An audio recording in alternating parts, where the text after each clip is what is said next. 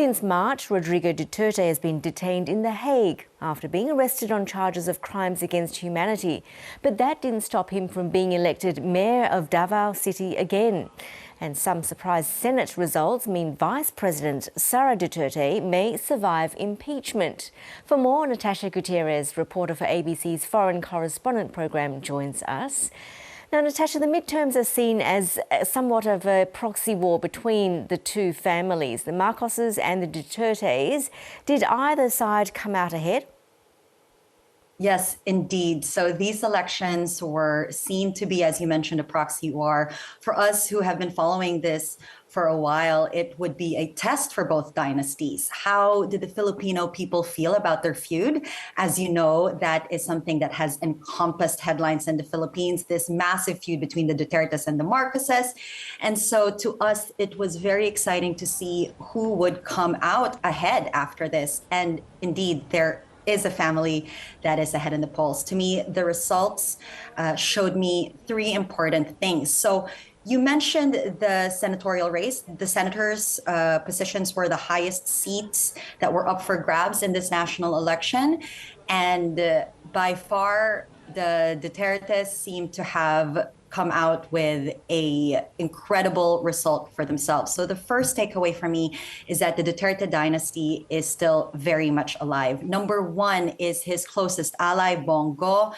Number three was his police chief during his drug war.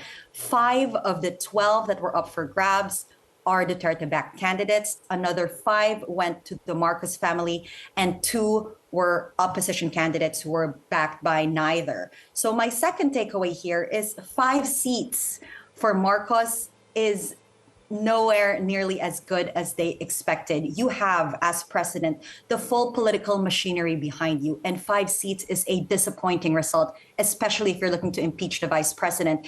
Just for comparison, in 2019, when Duterte was still president, the last senatorial race, he grabbed 9 seats of the 12. So you could just tell that the endorsement power as president when Duterte was in position had much better results than Marcos now. And that tells us that this feud has negatively affected the Marcoses, but has bolstered the Dutertes. And third, my third key takeaway for this are the 2 opposition candidates. It shows us that there's a new tide perhaps that is turning. There are voters who are tired of this political feud, who have chose someone else aside from the Marcoses and the Dutertes. And that has been another surprising, exciting development that none of the surveys predicted. So based on the results then, it doesn't look like Sara Duterte will be impeached. Remind us again why she was facing possible impeachment. It's looking a lot less likely. Sara Duterte was impeached by Congress earlier this year by the House of Representatives because of misuse of public funds and plot to assassinate the president. If you recall, there was an unhinged Facebook Live wherein she said that she had spoken to a hitman who would kill the president if something had happened to her, and that was seen as enough to impeach her by the lower house. There will be a trial for impeachment, for her impeachment in July, and that will be done in the Senate as they do in the US. And based on these results, it's going to be harder to impeach her. Marcos took a huge risk, but given the results of these elections, it's looking a lot less likely for Sara Duterte to be impeached by the Senate.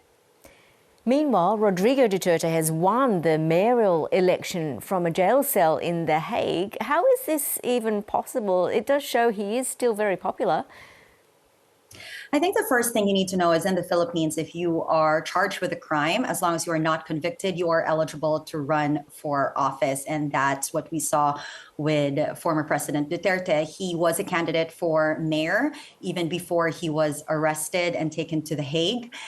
And he won. He won by a landslide. In fact, more than 65% of voters in Davao City voted to re-elect him. Rodrigo Duterte had already served as mayor for 22 years before he became president, and yet they want him back. And not only that, there are now 5 members of the Duterte family who are who won a position in Davao City. How did this happen? Well, Duterte is incredibly popular in Davao City because of his strongman image, his charisma, the way he speaks, the way he has promised to fight crime. He ran on the same platform for president that resonated with Filipinos who were tired of corruption and the political elite, but also political dynasties. Again, no other member of any other family has sat as mayor in Davao City since Duterte in the 1980s. It was him, and then his daughter, who is now vice president. The position was taken by his son, and now it's him again. And that tells you just how much of a hold political dynasties have in the Philippines, because despite someone sitting at The Hague without needing to campaign, he won overwhelmingly again as mayor of Davao. That's absolutely fascinating. Natashya Gutierrez, thank you. Thank you.